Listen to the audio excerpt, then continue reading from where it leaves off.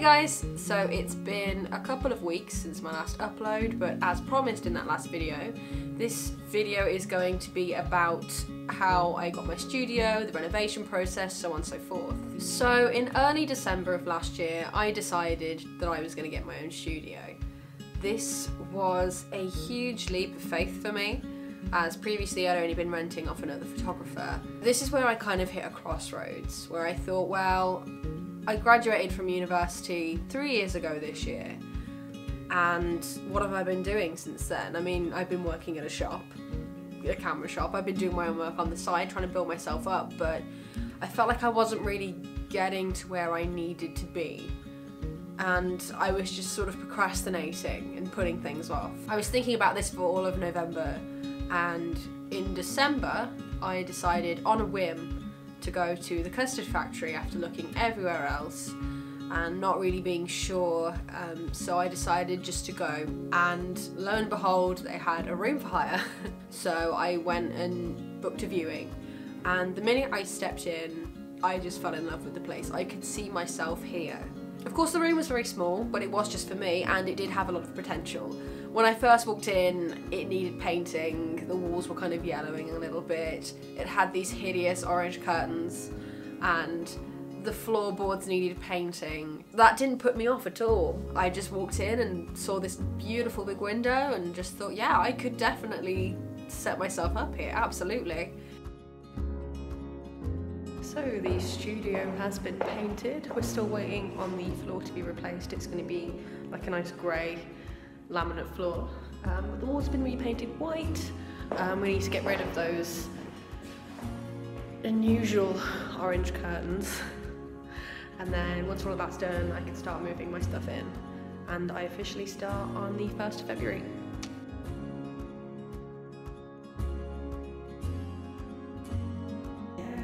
Look at these bright floors. Ah, it looks so good. It's coming together. So before I could do anything, I had to draw up a plan. The room was only small, so I really had to be clever with the space and make the most of it. I decided that the second half of the room, where the window is, would be the shooting area. I would have a blackout blind so that it could double up as a dark room if need be. I also thought it'd be a good idea to put a diffuser curtain in just to give the room a slightly softer light and also so people couldn't see it. The second half of the room, that's towards the door, would be the office slash guest area. So I'd have a small desk, I would have a cabinet for storage, I would have a sofa and a few tables, kettles, mugs, things like that for teas and coffees, just trying to make the environment as welcoming and as professional as possible. So I started moving stuff over. This took several days and I did require some assistance, which is where my good friend Alice came in.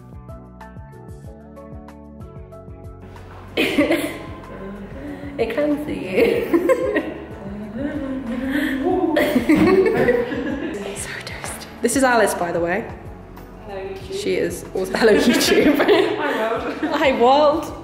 She'll be being expected to appear in a few more videos, definitely. It doesn't want to focus on your face. Oh no. Never mind.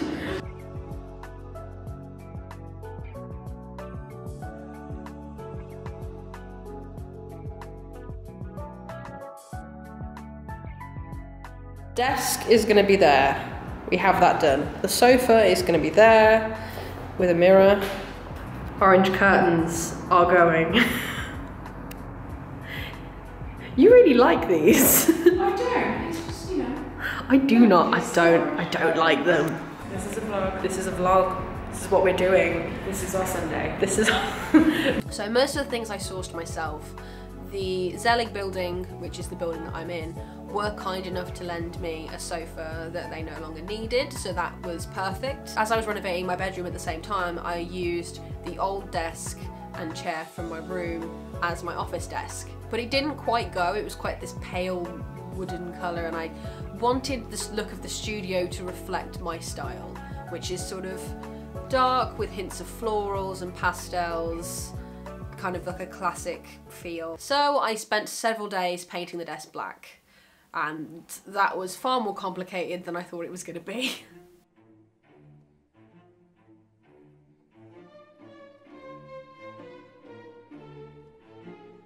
update on the painting, which I've been doing all afternoon. That looking pretty good. These are all just drying. I know they look like a bit of a mess right now, but again, this is only the first coat, so there is going to be another coat and they're going to look a lot better afterwards.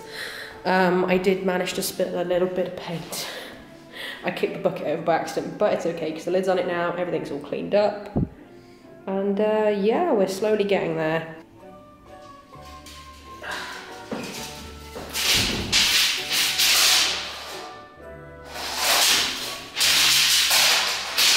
Ooh, we have a sofa. The only issue is now it's on the wrong side of the room.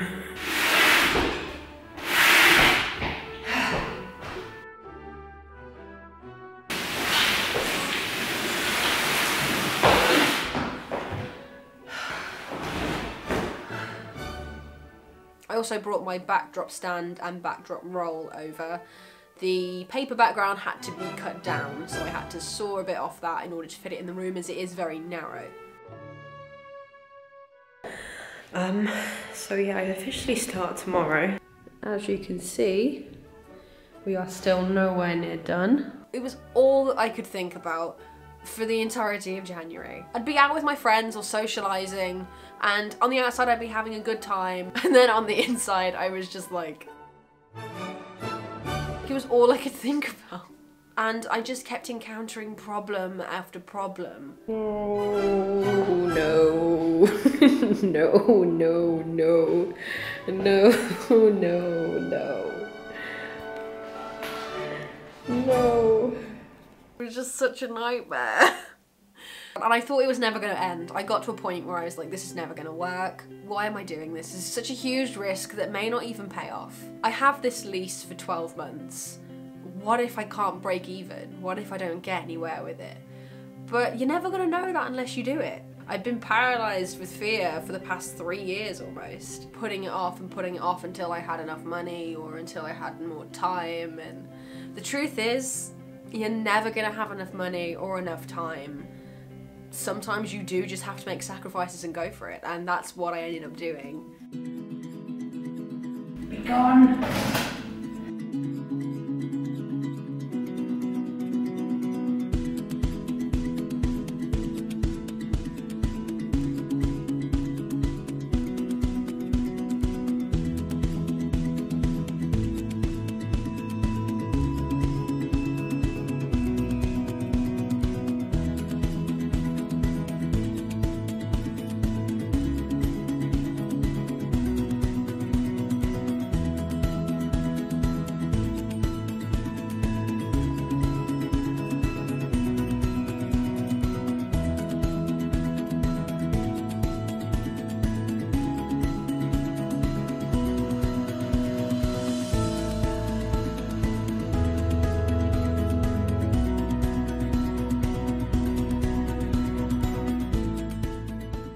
Fairy lights, because no room is complete without them. For the first time in a while I had a project to work on that was completely my own. 90% of the renovation process I did myself. So the painting of the walls and the floor, the fixing of the curtain rails, and you know, just anything that required drilling into the wall, the maintenance people did, but everything else was done by me. And it feels so much better to do that, like to stand in that studio and be like, yeah, I did this. Alright, so after an entire month of driving myself crazy, I can finally say that the studio is complete.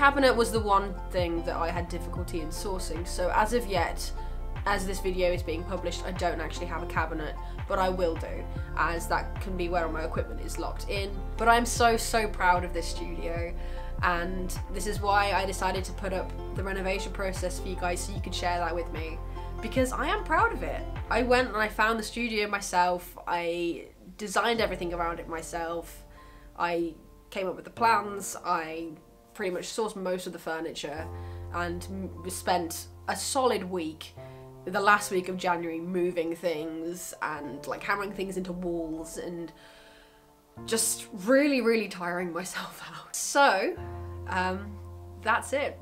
That is my studio, and it's all mine, and I can't wait to create some amazing work in there and collaborate with some awesome people. I will be back next week with another video. I'm not going to reveal yet because I have too much to do. But I will see you next week. Don't forget to check me out on Instagram and Facebook. You can like and follow my pages. Also, I have Twitter now. That's a thing. I know, yeah, welcome to the 21st century, Emma. I'll leave the links in the description below. And I don't think there is anything else to say except leave a like, subscribe, hit the bell for notifications, the usual drill. And I will see you guys next week. Bye.